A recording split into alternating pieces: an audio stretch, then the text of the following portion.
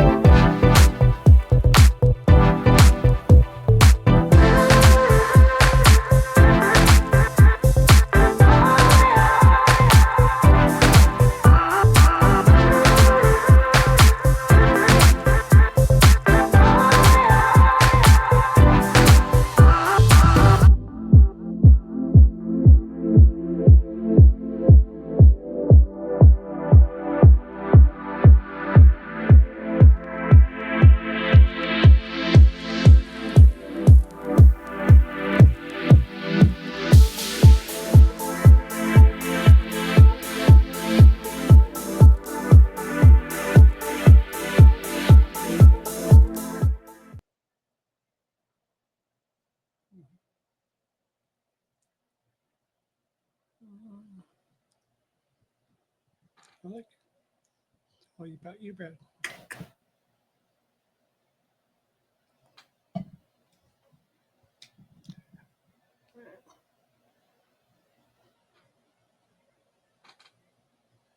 So how about you, Bradford? Where'd you go?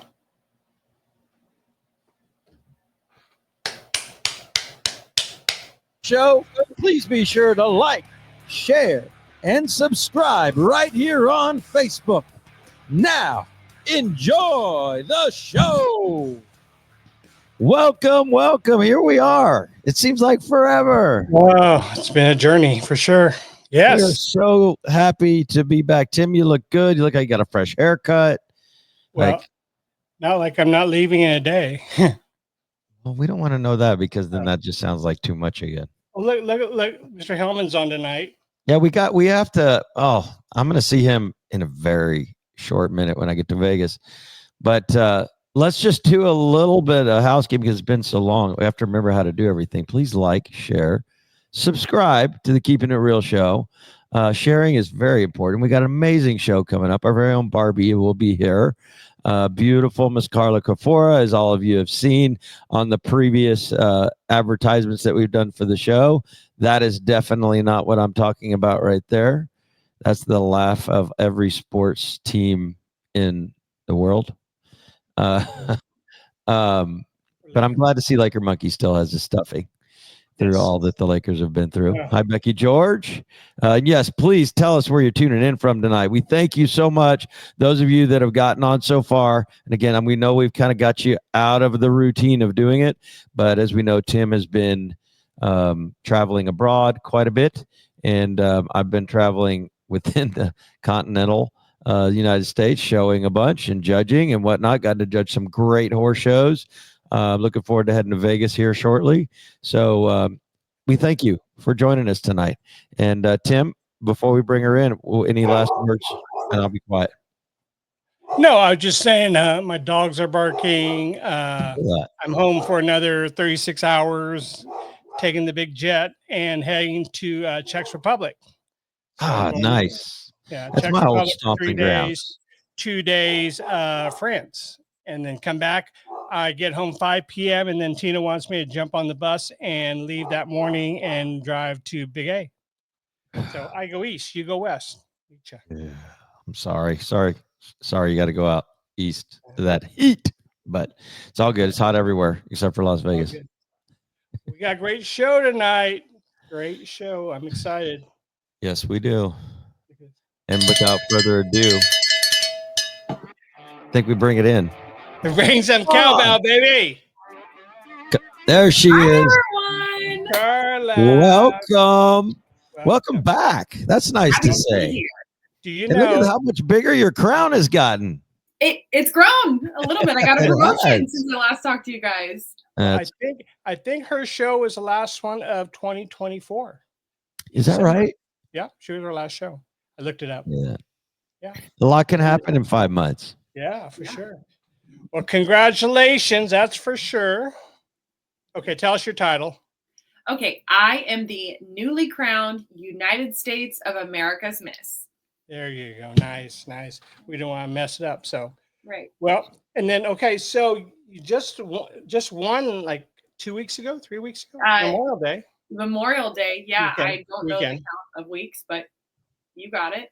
We go by how many horse shows we've done, right? That's been a little bit of a whirlwind for all of us for sure. But tell us a little bit about your whirlwind since your new crown. Yeah, so you're crowned at like 8 or 9 o'clock at night, and then the next morning you wake up for 5 a.m. hair and makeup so you can go to the official title holders photo shoot. Of course. It's super cool. Happy to do it, right? Yeah, it was amazing. It's so similar to a horse show that it really wasn't that bad because I'm so used to it from showing horses to just, wake up and keep going. So went right to the title holders official photo shoot, which was amazing. And then I came home. I think I was home for a week. I'm not exactly sure. The days are running together at this point.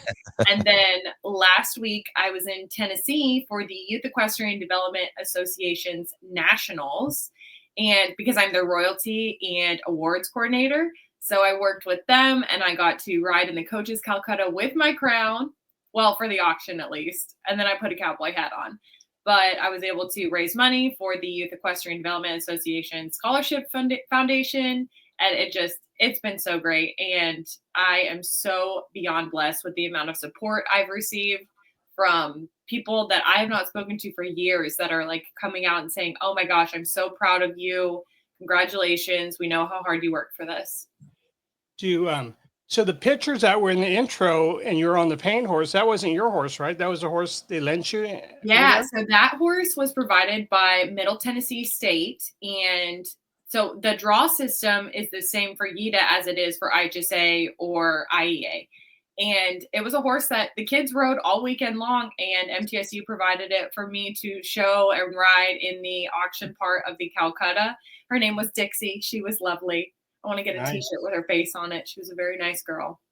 Nice. Quite a few people there. Since you just mentioned about the intro, I have to go back. My favorite one was, I think I wrote a little side note, looked like plaid skirt, like you're holding a cherry pie or something, or an apple pie or Apple pie. apple pie. That was awesome. Yeah. How cute was that So outfit? that Tell me was about that. Like, is that some kind of a theme outfit you have to have? So part of the competition is a patriotic wear. And while it doesn't count for the overall score, it is a mandatory additional side competition that we all do. And I wanted to do something that represented me, but wasn't necessarily my cowgirl branding, because that's pretty apparent in everything that I do. But what people don't realize, well, Tim knows, is that I love to bake and I have a secret recipe bourbon apple pie. So I wanted to represent that, but still have a little touch of cowgirl with the cowgirl boots. And it's a fake pie. It's a prop pie, right? Yeah. Because I wasn't going to bake a pie in a hotel room in Las Vegas. But Tim has been very diligent in making sure that I prepared with this pie since the Sun Circuit when I told him about what I was going to do for patriotic wear. And so he's been very good about, what shoes I was practicing in and where they're going to be stairs, because it changes the angle of the carry and all of that stuff. So Tim. So the kicker, the kicker of the whole thing is I made her carry a block because it was about the same size as the pie. I said, you need to carry this block every day, a regular block, right? So I said, practice with this block. Just practice with that block. I thought it was clever when I first thought it. I think it's great. It worked. It worked really well. I didn't drop the pie, and I'm going to spill some secrets, because I put like a phone grip on the bottom of the pie. So it was attached to my fingers. So there was no possibility for error there. But yeah, it was nice and level. Carried it with much grace, thanks to my pageant coach, Man of Trail. Yeah. My part of it. So it's all planning. I can't get over, as we all are in a businesses of planning, and then there's some artistry involved. There's a lot of work involved. And I just don't think we can just gloss over the fact that 6 months, 5 months since we talked to you last, but all the prep that goes into it.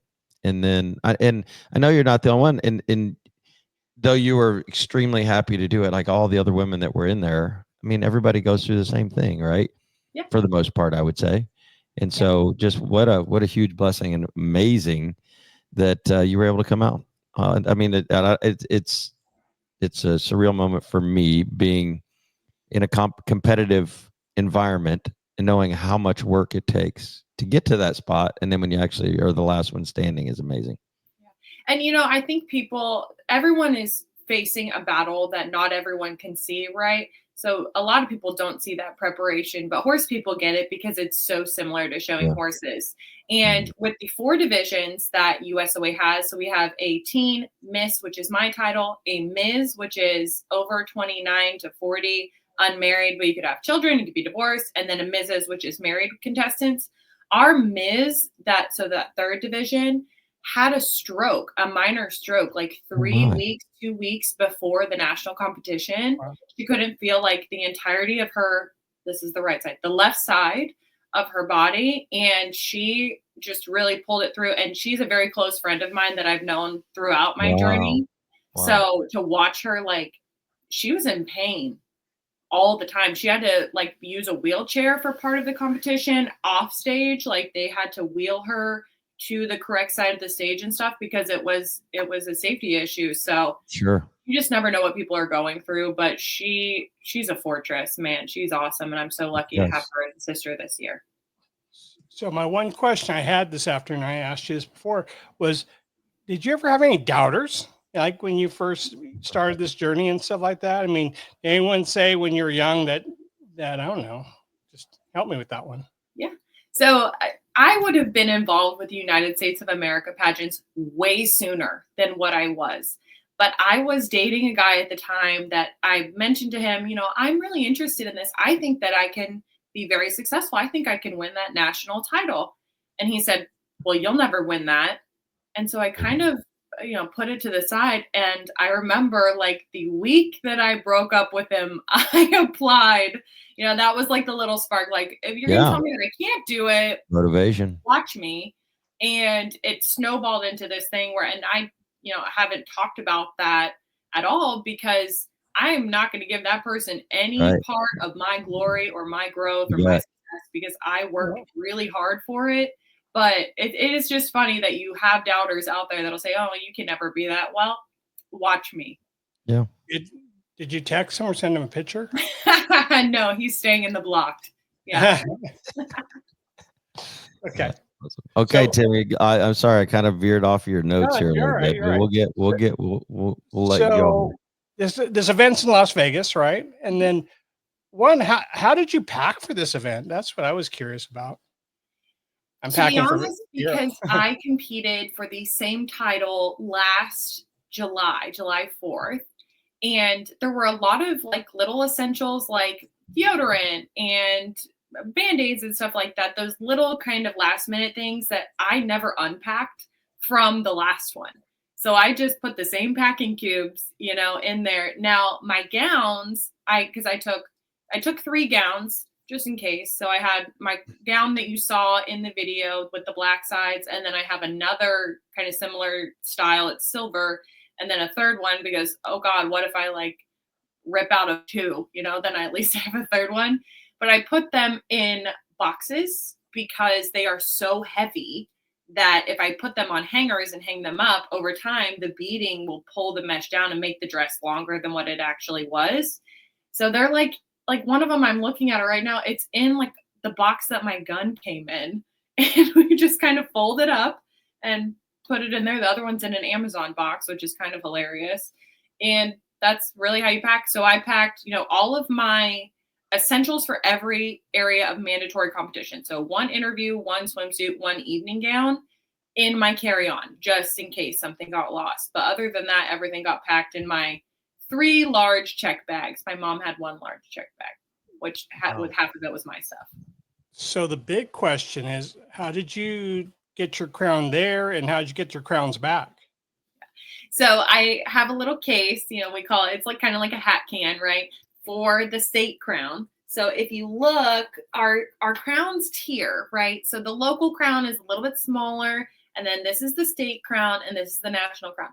Very different in size. So the state crown went in its normal hat can that I have, that I've had throughout this entire journey. But then the national crown, I had to wear it home. I had to wear it home because I didn't have anything that was big enough for it to fit in, right? Because it is big, large, in charge, just like my personality. So I wore it home through the airport. How many little girls came up and wanted to get their picture with you? It was amazing. Well, first of all, it was at 5 o'clock in the morning, so there weren't a whole lot of little girls or people in general, but it was really, really cool. And there were people from Pennsylvania and Illinois that were going home, and they were like, I'm going to do my Fair Queen contest in the summer because I saw you and how pretty your crown is. So that was like so incredible, because that's really what I do it for, is like all of the little girls that want to be inspired, want to compete at this level, and think that they can't or that they're not good enough. And they see me and they're like, well, maybe I am. Like, it gets that ball spinning. That's awesome. So tell us, okay, when you arrived there, let's go back to arriving to Las Vegas. You get there, limo, right? Limo picks you up. Yes. And then tell us what happens from there.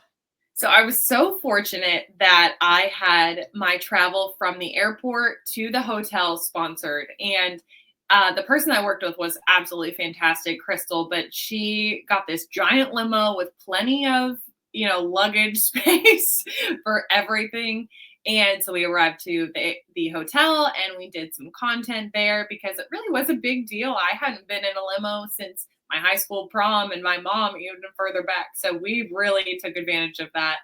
We got checked into the hotel. We had to make a Walmart run, right? Because that's what you do, horse show, pageant, whatever. You take a trip to Walmart. I did get to see Becky because she was showing at she was judging at the South Point. So I was able to make a little trip over there and see her and take her some snacks because she needed snacks. And just kind of hung out. And then the Thursday we had a pajama party. So this is the Thursday before everything starts, right? We had a little pajama party with all the contestants, as well as a Miss Class dinner. So all of the girls in my division went to dinner. We had a theme. It was fringe and feathers. It was so fun. And then Friday, bright and early, started, that welcome breakfast, into interviews, into video B-roll shooting with our partners and our sponsors. And then came the water park. Yeah, tell us about the water park. Where was that at? So it was in Las Vegas. It was at Cowabunga Bay, which is a national partner of United States of America pageants. And they basically shut down the park for like a whole hour for just Wow. the pageant contestants, their friends and Oh, family. awesome. Wow. It was so cool. Like, first of all, if you've ever shown in Tulsa and you get finished unloading and then you go to like Safari Joe's or whatever that water park is right next to the fairgrounds, it was like that, but with pageant competitors instead of like your horse show friends. So that was really quite fun. The wave pool, chef's kiss, loved that. The lazy river, excellent. 2 laps, me and my best friend, because my best friend got to fly in and be there for the entirety of the pageant. Her and I were in the lazy river just living our best lives. And I remember thinking, and I even said it out loud, that it didn't feel like a competition. It felt like I was on vacation with my family and That's friends. what it sounds like. Really cool headspace to be in going into the competition. Who's your That's best exactly friend? what it sounds like. My best friend, her name is Erin. And Erin and I met in college. She rode for Kansas State and I rode for Northeastern Oklahoma. And there's like a whole storied past on why we became friends. But she has been there for every single pageant. She is the one following me with the light and the phone. The person behind all the videos, that's Erin. Like, she is my girl. She just is fantastic. So she comes to all of them. And I think she likes it. Maybe not. Maybe she's watching and she can chime in if she actually enjoys it. If she just does it because I'm a good friend. So what's the first layer of this contest of the first portion of it, I guess? Yeah. So the first scored portion is a private interview with the judges, and it is in round robin style. So 5 judges, you go to each judge individually and talk with them one-on-one. It isn't a panel. It's not, scary or anything like that. It's just basically having a conversation with a new person. So my judges were absolutely fantastic. I had one judge that asked me where I was from in Texas, and I told him outside of Houston, and he asked if I was a Texans fan. And I said, well, I'm not really into sports, but I did go to an Astros game once, and I had a pretty amazing hot dog there. So I guess you could say I'm an Astros fan. And that man chuckled.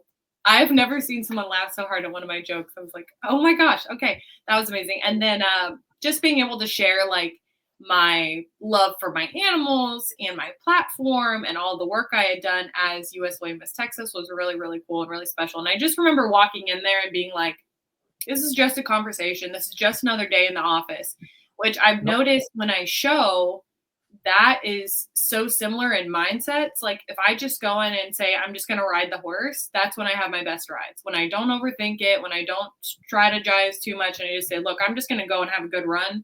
And that's exactly what I did for the interview.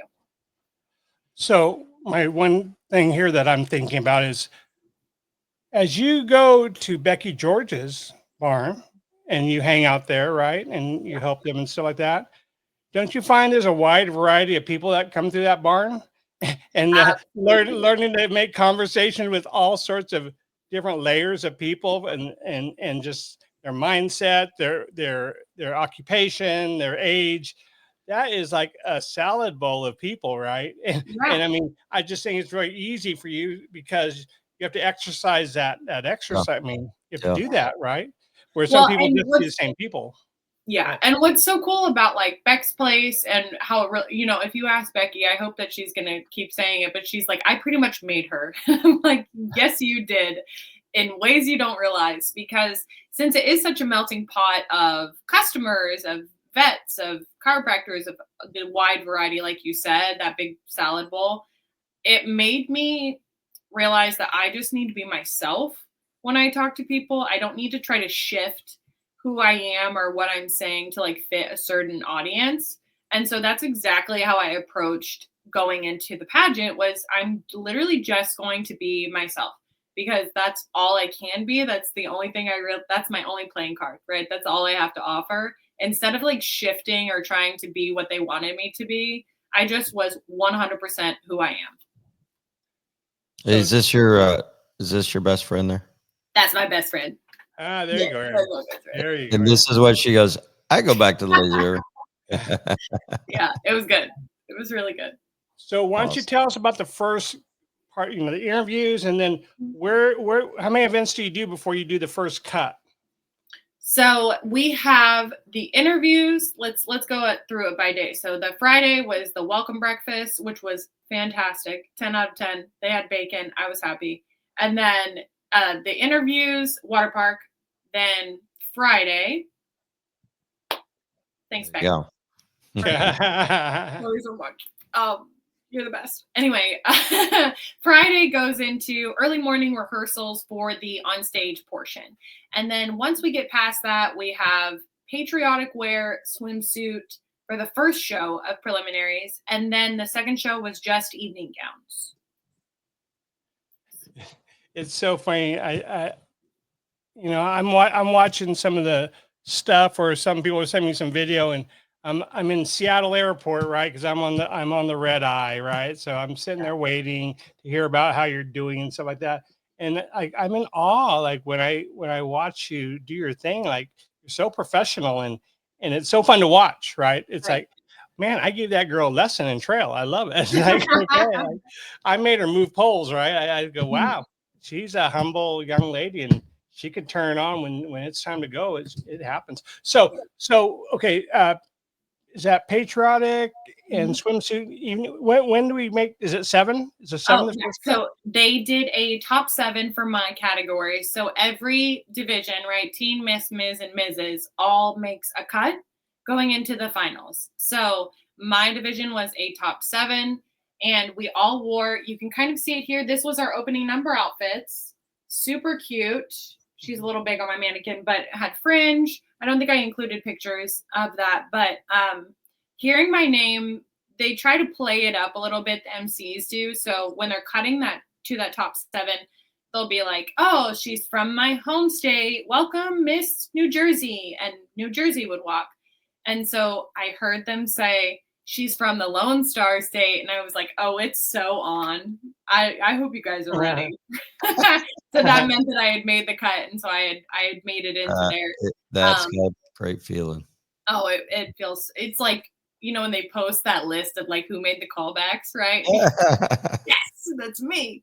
So that was really cool. And then we recompete in swimsuit and evening gown. And then after evening gown, they cut it to the top 3. And that's who answers the onstage question. So before, like any of the walking things, okay, the patriotic, the swimsuit, the evening gown, what goes through your head before you make that move to go out there? There's a level of confidence that I can only explain because I've shown horses and been in the warm-up pen, or been in like crossed over and about to go up the alley and show in the horsemanship or the showmanship, that there's just a centering that's involved. So you're backstage, you're lined up, you're not allowed to talk. Some girls will like dance around or try to chit chat here and there, but really when that time is my time, I am all business. It is just like a racehorse that is kind of goofy in the paddock, and then you put them in the gate and they just stand there like calmly and ready to go. That's me. And so I know from the muscle memory what I'm going to do, but it's a matter of like, okay, I'm ready. It's my time. I'm ready to go. It's so similar to showing horses. You would not believe. And the mindset is so identical. It's crazy. It kind of sounds like that Becky George girl. Yeah. Little bit. Right, when I see her when I see her walking down, like we were at Redbud, walking down the thing, like she turns off the mechanism and she kind of gets that little look in her face and like, okay, you mother, you better pick up your feet. You better, like, here we go. Yeah. Right? I have to tell that to myself, right? Like, you better pick up your feet. Along, right? So, and what's really cool is they had us come out like from behind these big LED screens and come to the center and then kind of turn around, or you could start facing.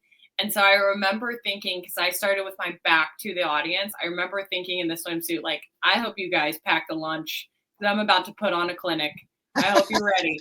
I'm ready. I hope you're buckled up, strap in, folks, because you're about to have a show. It has to be the way to go into that for sure. yeah. To win it, you have to have that mindset. So, Definitely. how about Bradford? Let me ask you a question here. Like, have you ever watched Monica's compete? Oh yeah. I mean, so what's it like for you? Like when you watch your wife or your, when you're someone close to you go out there and do their thing. Well, you both know my wife very well. She's the sweetest person on earth. And when you're at one of the fitness shows, they have a pose off, right? And so similar to what Carla's probably saying about, she got her back to it. She's getting her game face on, getting ready, her mental's all set. Well, they have all their individual pose that they have to do when they call them out, all that. And then they just have I don't know how many minutes it is. They go out there and these girls are trying to get in front of I don't know if you've ever seen a bodybuilding show or a women's fitness show, but they all try to get in front of the other one and show their best pose or whatever. Well, Monica doesn't have a bad side to her, right? Like it doesn't matter if she's She does not. turned around to the side, she just doesn't have a bad side to her. And it was so fun actually to sit back and watch all these other women actually, and she's a legend. So she just commanded it. You know what I mean? All these other women were and there was the lady that won, the girl that won it the year before. She was the one that was trying to cover up Monica.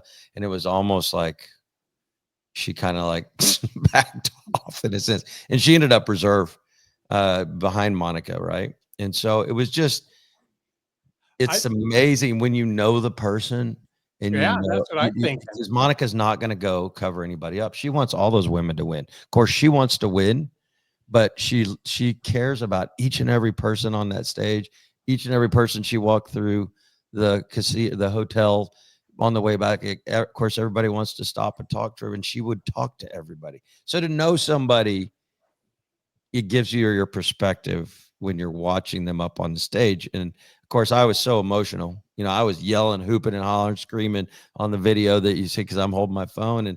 And then when she actually won it, is just, is just elation, right? So it's just awesome, great. It's a perspective you obviously have to feel. I'm sure Liz would probably be a great one to ask about, what Carla did. Oh my gosh, she dropped the Texas flag, y'all. Oh, geez. Running all over the place. Tell me. Hey, real quick, Tim, I don't know if Marcella put this up. You gotta ask her about her on stage question. Right. I will. Go ahead. We can go there because I got one more after that too. So it's funny because, you talk like a Texan, okay, kind of, you have a little twang and stuff like that. But then when you answer the question on stage, you wow, you threw it out. I mean, how do you center your thoughts so quickly and pull it off like that? So what was the question? So the question was, if you could place any one item in a time capsule to be opened 50 years from now by USOA Queens, what would you put and why? And before I tell you the answer, I just want you guys to know, nobody ever knows what's going to come out of my mouth. Right. Microphone, because I love the onstage question and I love having a voice. So you really just never know. And I want you guys to be thinking about that question because I would love to hear your feedback, but maybe we'll change it to keeping it real viewers 50 years from now. But I said that I would place a seed packet because my platform is #GreenThumbsGang, educating 100% on the 2%. And I'm going to regurgitate the question and the answer because I literally have watched it a million times over again, right? I've just constantly watched it. But I teach small and large groups about having to grow their own foods at home. And I know that sounds crazy to add into a time capsule for beauty queens, but through my 1,067 days of being a USOA title holder, I believe my greatest blessing has been the growth that I've received from this organization. As United States of America's Miss, I'm ready to continue my growth by empowering, inspiring, and uplifting everyone in our great nation. Drops my Look at name. that. Is that not like Yeah, eloquent? right. Like, No kidding. wow. See, you can And- put the crown on me now, please. Right. Yeah, thank you. I'll wear it through the airport. Wow. Great Bradford, answer. did you get that second page I sent you? I did. Okay. Well, maybe it's that time. Okay, we can do that. She's such this? a on her toes type of girl. I have to change my banks here. Not that one. There we go. Okay. So So it is now. You know what time this is, right, Carla? Yeah. Is it rapid fire? Rapid Rapid fire, fire. part two. Miss, I got all the answers really yeah, quick. let's try some Go in the hall. keep it real microphone. questions. Yeah. Try some keep it real Sorry, stuff. sorry about the light behind me. I can do nothing about it. Marcelo, our producer, just told me. Sorry. Okay, so the question number one: if you were asked to sing a karaoke song, what would you sing? Oh, The House of the Rising Sun. Wow. Okay, you love that one, huh? If I could sing, right? If I couldn't sing Little Red Wagon, if I had my singing ability currently, Little Red Wagon by Miranda Lambert. Okay. Question number two: where did you go on your last vacation? I don't take vacations. I work for Becky George. Number three: what is an interesting question a young person has asked you? At my last appearance, well, a couple appearances back, I was asked how old I was. And when I told them how old I was, they said, huh. And then they walked away. Huh. Question number four: what did you dream your occupation would be as a child? As a child, I aspired to be a vegetarian because I couldn't say veterinarian. Oh, okay, now I followed Nice. you. I was like, didn't know that was an occupation. I but didn't become either. okay, question number five: if you were to write a book, what would it be about? I am actually working on a series of children's books entitled Boone and Friends, and it is about my miniature donkey herd, the Boone Pies. And they are all about compassion and kindness and caring for others and treating others the way you want to be treated. Wow, what a creative mind you have. That's awesome. Question number six: would you rather travel to the past or into the future? Past, absolutely. You could not Any take certain away time? from me to wear a fancy, big antebellum style ball gown. I'm here for it. Wow. So yeah. So what? So Like what time? that's Like your time frame. Like, What? okay, so after the American Revolution, pre-Civil War, the antebellum period. Yeah, I was gonna say for a non-history buff, I was seeing the dress, but I didn't know what timing that Can- was. can you bring your crown with you? What's that? Bring your crown with you? Yes, I think that would go really nicely with any outfit in the past or the future. Question number seven: if you had a $500 note to spend on yourself, what would you buy? Oh, Up to 500. that's a good question. I'm not exactly sure. I probably would end up buying something for my horses. Like, I don't know if you guys have looked lately, but the flies in Texas are horrendous. So maybe some fly protection for my horses and my donkeys. We do a great job here of keeping for our flies, but they are a pain in the butt. Question number eight: do you learn more by watching or by doing? Watching, silently watching, actually, and making mental notes. Same. Where have you taken an interesting photo at, or with who? So when I was like 13, I got to take a picture with Calvin Burrell, the jockey that rode Mind That Bird and won the Kentucky Derby. And that's probably the coolest person to talk to. I think he had such an interesting life story, and yeah, that was really cool. Okay. Last question. And it is a odd one, I feel, but okay. What is one of the oddest things you've ever seen an animal do? You may have stumped her, Tim. Yeah, that one I fixed him. Oh, so a couple of years ago, I have two horses, Sam Elliott and Patrick Swayze. And Patrick Swayze has always been a big boy for his age, right? And I remember he got loose once, and I keep like manure pile back behind my barn. Well, he was running around the barn and he slipped in his own manure pile and went 4 legs up over his body and then just kind of laid there in disappointment or embarrassment. That's a pretty good one. Yeah. That's a pretty good one. Okay. That's pretty good. That's a good 10 questions, huh? Those were good questions. Yeah, they should have those. To pause on a couple of them. I'm proud of you for that, Tim. It's all good. It's all good. Okay, I'm going back to work here. So, how about this?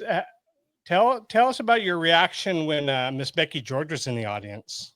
Oh my goodness. Well, first of all, let me just say that Becky and Colton have been some of my biggest supporters throughout this entire journey. They just have been so incredible to be around and so supportive and so gracious with work schedules or whatever it may be. But I remember coming out finals night. So Becky got to come for the evening gown preliminary and then the final competition. And you guys, we talked about it in the last show, right? I'm Becky George's hand-me-down. Becky gave me this shirt. So I wear, clothes that Becky doesn't want anymore. She gives them to me. Perfect. Well, I look out in the audience at all of my adoring fans, right? And I see Becky George right there in the spotlight for the finals night. And I think, oh my God, what? Becky's wearing my jumpsuit. And I had forgot that I had given her this like black and white jumpsuit. Probably saw it in the pictures. But I'm like, oh, Beck's wearing my jumpsuit. Oh yeah, I did give that to her. I forgot about that. Yeah. How about that going through your head at that moment? I was like not even worried about the competition. I was just like, oh, there's Beck. Oh, she's in my jumpsuit. Okay. Oh, there. It was great. Hey, Monica. It was crazy because, like I said, I'm in the airport and no one could send me any footage because I think it's all copyrighted and stuff like that night, right? And then she won. And I went, oh my God, how cool is that? Well, send me a picture. I can't send any picture yet. It was disappointing. But okay, how about this one? We talked about this afternoon. I thought it was so sincere. Like, how did you reach out to your fellow contestants after the contest was over? Yeah, so throughout my 1,067 plus days of being USOA title holder, I've made a lot of friends and women that uplifted me and picked me up when I was down and inspired me. And when it comes to like who do I want to call after I win, well, not everyone that competed that night walks away with the crown. And there were women that I've been friends with for years now that didn't make it or didn't make the top 7 or didn't whatever the cuts were, didn't walk away with that title. And I remember I called a really close friend of mine that was also in the competition. And I said, look, I don't want to talk about me right now because I don't know where you're at headspace wise. So we're not going to talk about anything. Let's focus on you and where you're at. And I want to know that you're okay. And I want you to know that I am here for you. Because that's the ultimate definition of sisterhood. And that's really what I've gotten from USOA. So I just let them talk because I know that if the roles were reversed, that they would do the exact same thing for me. Sounds Monica Brandt-like, but we like that part of the competition, right? I mean, it's a sisterhood for sure, not just the winners, but the people you compete with and the new friends you make, right? I mean, some of them were old friends, but along the way you meet new friends too, right? And probably exactly. And we all have the same goal, and that's okay too. It's just like showing horses when you all want to be the winner, but there's only one, right? But it's not the Hunger Games, So having that sense of perspective and that sense of humanity to reach out to a person and say, look, I know that you probably aren't okay. You're probably feeling a sense of mourning, right? Because in showing horses, your horse could just have a bad day and you might not be the winner. If in pageantry, you don't have the horse really to blame it on necessarily. And so there's a sense of when you aren't the winner, there can be senses of rejection or even grief. So being able to reach out to those women and offer them an ear and say, look, for the next 10 minutes, I want you to tell me every single thing that you're feeling, that you're comfortable with sharing. That's really what I wanted to do. And that's not just me as a national title holder. That's who I am as a person. Yeah, I'd agree with that. It's so funny. Little that I know you, I would agree with that. For sure. You just surprise me when you talk like that. It's like, wow, like she's just knocking it out of the park here. We don't. Well, unfortunately, there's just not a lot of people in the world like that. Right. You know, we'd like more of them. Right. For sure. And I can give you we're not done, but I can give you, it's a good time because you usually say, hey, okay, Brad, we're done. So I'll give you my closing argument, or not argument, my closing statement, but I'll do it now because I think it's apropos. And what I just wrote on my notes that I didn't remember, but I'm like, I can't wait is that you're not done. Like, this is definitely not it for you, right? There's so much more. God has given you this opportunity for sure. And you are obviously using it in everyday life. Doesn't matter whether you're picking up trail poles, working with Tim, or for Becky and Colton and them, but everything that you're doing. So this is it's exciting. I'm sure this isn't the last time we're going to have you on the show, but it's exciting to see where your headspace is. Again, there's your voice needs to get out to so many more people, especially in this world that we live in right now. Because like I said, we don't run across people like you very often. You are very similar to my wife in how you think about others first. And that is when you talked about time capsule, it wasn't about you. It was about somebody else. When you talk about, what was it? The $500 your mind didn't go, what do I want? It's like, what can I do for somebody else? But there's probably 100 people you're thinking about. So like, I'm going to talk about my horses, right? So you're giving it to somebody else. And so that is, I mean, I have to say that for me, it's very hard to do. I'm a pretty selfish guy and I fight it every day to do more for others, for sure. But it's, what amazing journey that you've just begun, in my opinion. And you've done so much to get to this point, but it's just the beginning. That means a lot. Yeah. So how about talking about your obligations? Like what's in store for you for the next month? Like, where do you go next? What do you have to do? So I am so fortunate that, and by the way, Brad, thank you so much for those words. They mean the absolute world to me because that is what I strive to accomplish every day. Well, that's not lip service. I mean, I truly mean that. And it's similar to what I tell my girls when they win a world championship. I'm like, this isn't the pinnacle. I said, now you have this opportunity.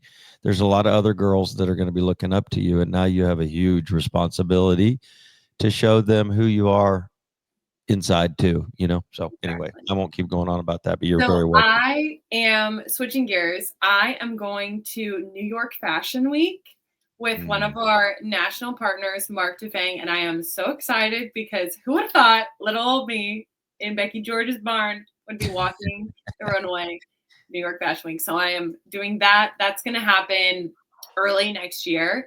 But just alone in the next couple of months, I am judging a major national pageant and I'm judging a barbecue cook-off. Wow. I'm so excited. What part of the world is the barbecue cook-off? Oh, it's in my little light just shut off. It is in my hometown. So Hempstead. Okay, that's good. So it's in Texas. That's good. I was like, man, I don't know if you had to do it in Seattle or something like that. That may not be good, but yeah, it's good deal. It's in my hometown and it's the Watermelon Festival. So Hempstead, this little community that I live in, produces like 300% more watermelons than any other county in Texas or something crazy. It's gone. And it's just really cool. So I'm going to judge the barbecue cook-off for the Hempstead Watermelon Festival. And I cannot wait because let me tell you, I like to eat. I will put away some barbecue. So super excited. If you need a backup taster, let us know. I will. I'll call in reinforcements. Yeah. So what I asked you this today too, is what do you think that your title represents in the world? Like like, as you know, you're representing these guys, you're doing these events and everything. Like, one layer down from that, like, what do you represent as a person for your organization? Well, I think it's a level of tenacity and never giving up, because this wasn't my first try to achieve this goal. It was my third try. And I continued to work on myself. Like I talked about in that on stage question, it was all about the growth for me and how I could grow myself. But just the feeling of never giving up, I think resonates with so many people, whether you're involved in pageantry or showing horses, or if you've never seen a sparkly hat like this one, or if you're just a single mom that's working hard to give her kids a better life. I think that story resonates with a lot of people in our country. And that's why I'm continuously sharing that side of things on my social media, because it is so important to say, look, I never gave up on myself. I never gave up on the people that loved me and supported me through this journey. And I never gave up on the person I knew I could always become. What Beautiful. that's Okay. Carla stuff. How about one layer below that now? Like, what would you tell like the young girls, high school level, like what what would you tell them as your position, like about life, and information or what guidelines would you offer them, or advice, I guess?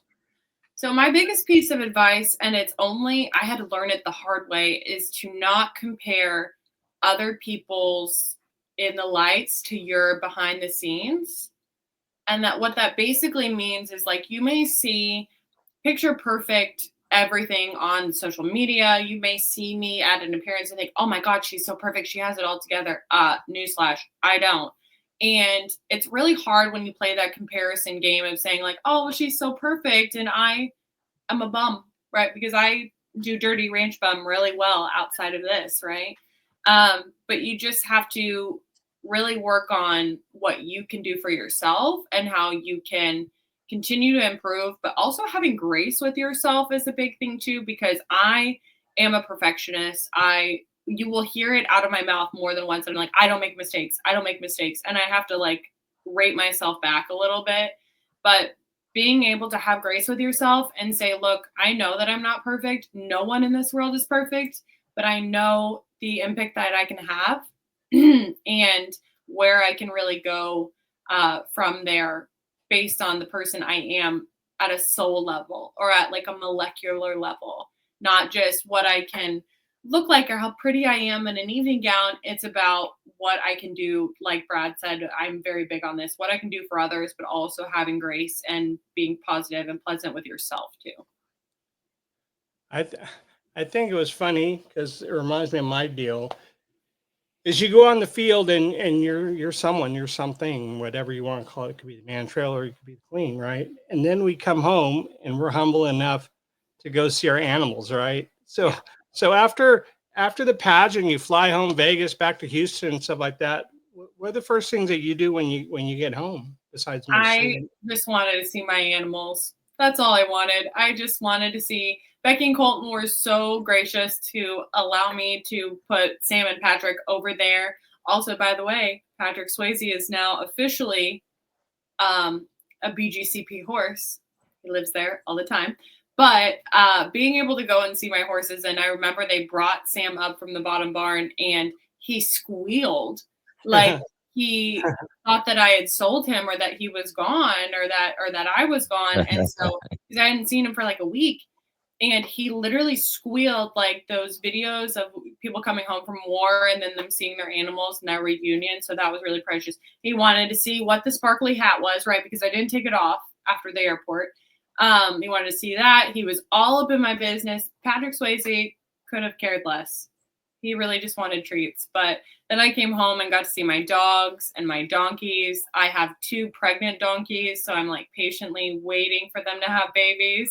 So checking them and looking at them was really, really cool. And just getting little donkey snuggle was so nice. But it's nice, like when we come home and if I have to feed the horses or clean the stalls, and it's just humbling, right? Yeah.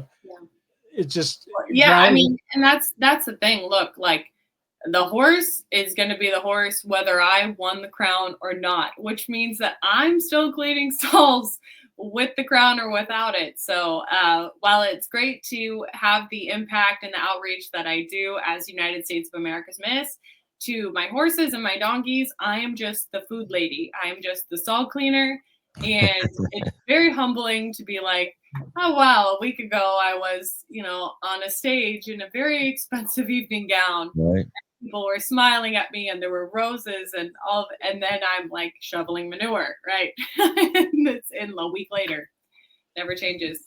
What I mean, what's your goals? Like, what do you see yourself besides after this year? And like Brad was asking, what's next? Because this is probably the road to your fame and stuff. Like, what do you see yourself in the 5 years? What do you see yourself doing for your association here? So a big thing that I really want to take this national title and leverage it into the next chapter, right? So I really want to work through this year to start building up my own personal social media, as well as I have a social media account for the donkeys. I haven't yet gotten around to like getting that going, but I want to include that as well. I am working on that series of children's books. The sky really is the limit for me, and I know that. So it's kind of open to whatever opportunities come my way. But I know that I want to be on the New York Times bestseller list for my children's book series. I know that I want to, well, I actually already checked that off. I'm the first national title holder to win a pageant and also be a farmer. Pretty cool. And I want to go on the show Survivor. I think it would be really good. So after all of the glitz and glam, I think I'm going to apply for Survivor, and I'm going to be on Survivor. So it's just going to take a couple of years. On. So I got one more and then I'm out. What do you realize what impact you do? Like, do you feel that how you inspire people you don't even know, right? Just the way we hear you talk right now tonight, the show, your platform and everything, like people you don't even know that hear you speak and say, wow, I want to be like her. Man, that really makes sense to me. What kind of responsibility do you take for that? Do you like that? Are you good with that? There's a sense of, and I feel it so deeply. There's a sense of fulfillment by having people that are inspired by my story, people that are empowered by what I have to say, people that are uplifted in my message, in my overall demeanor. It's very fulfilling work. And I realize that I could have done all of those things without having the crown. But because I am the national title holder, because I am United States of America's Miss, I have such a broadened outreach, and I'm able to reach, instead of a smaller circle of people that I'm impacting, people that I've seen at shows, people that I work with through YITA, I am reaching thousands of people every day, not only through social media, but through my community service and my volunteerism. And it is so rewarding and so fulfilling. So every time that I empower, inspire, or uplift another person, I feel like I'm getting that back tenfold because it just feels good. It feels good to have someone pull you aside and say, look, my daughter was in a really rough patch, but because of your impact, because of your voice, because of what you said today, I know that she can do it because you can do it. That is 100%. The reason that I even strap on those high heels and go on that stage is because I know what the impact is. And it is so enlightening and so fulfilling to have that sort of impact. Wow. That's awesome. Bring it, Bradford. Well, oh my goodness, where do I start? I've already kind of shared my closing thoughts a little bit, but I will share a little bit of what I think what else came to my mind in that process, and that Carla didn't really find the pageant, if I can call it that. I like you. This is who you are. Like we're not interviewing pageant Carla. Right. Again, I apologize if that's bad lingo for the organizations that you're in, but it's this is just who you are. And so it's very much it's a mindset that you just have, whether you won the crown or not. We have this interview, you would still have the same energy. You would be still talking the exact same. That has not changed you whatsoever. And that is probably precisely why you are wearing the crown. And this is, I'm sure, part of what when you're going out and you are impacting people and you're doing these appearances, that's what these kids are seeing, and it's not, this is who you were before and this is who you are after. This is who you are all the time. And so that in it just by itself is inspiring. And just like everything else that we've said, it's very hard to find. You can't find a true, genuine person anymore. You definitely can't find it in the media with what the media puts on with everybody. And you can't, it's hard to find in your next door neighbor or, sometimes in your closest friends.